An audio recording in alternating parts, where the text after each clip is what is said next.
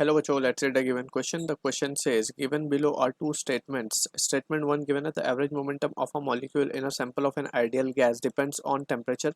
Statement 2 given that the RMS speed of oxygen molecules in a gas is V. If the temperature is double and oxygen molecule dissociates into oxygen atoms, the RMS speed will become 2V. In the light of above statements, choose the correct answer from the options given below. Option A given है both statement 1 and statement 2 are true. Option B given है both statement 1 and statement 2 are false. Option C statement 1 is true but statement 2 is false. Option D statement 1 is false but statement 2 is true. So for this question जो key concept यहाँ पे हम use कर सकते हैं, that is the concept of RMS speed of a gas molecule. ठीक है, तो for this we have already discussed and have a formula for RMS speed. It is given by the expression under root 3 RT by M, where R is gas constant, T is temperature, M is the molar mass.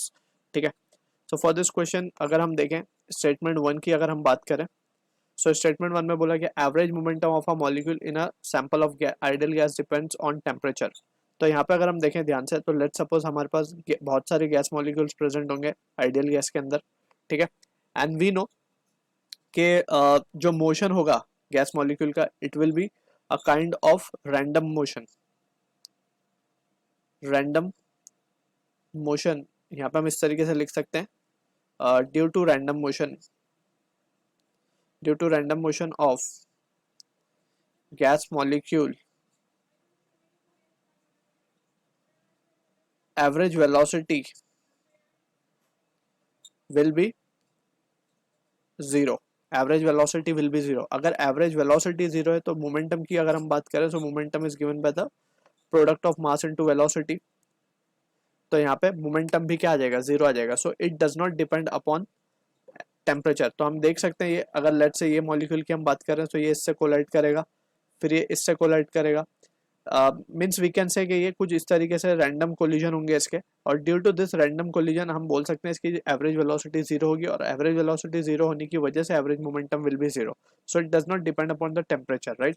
So temperature पर depend नहीं करेगा, ना ही किसी factor पर depend करेगा. Due to the motion just हम देख सकते हैं it will be having average momentum to be zero.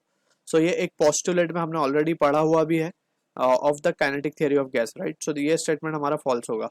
अब स्टेटमेंट 2 की बात कर लेते हैं. स्टेटमेंट 2 को अगर हम देखें ध्यान से, तो हमें बोला गया टेम्परेचर डबल कर दिया गया हमने, तो V R M S dash हम बोल देंगे जब टेम्परेचर डबल हो जाएगा. So it will be under root of 3RT, and to be precise it will be 2T divide by, और मास को मॉलिक्यूल को डिसोसिएट कर दिया गया into 2 atoms, into dissociate into oxygen atoms, right.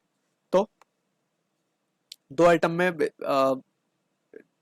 Molecule dissociate into oxygen atoms, right. So ये O2 बना था, basically oxygen था पहले, अब ये डिसोसिएट होके ये O और O में आ गया, मींस इसका मोलर मास हाफ हो गया होगा.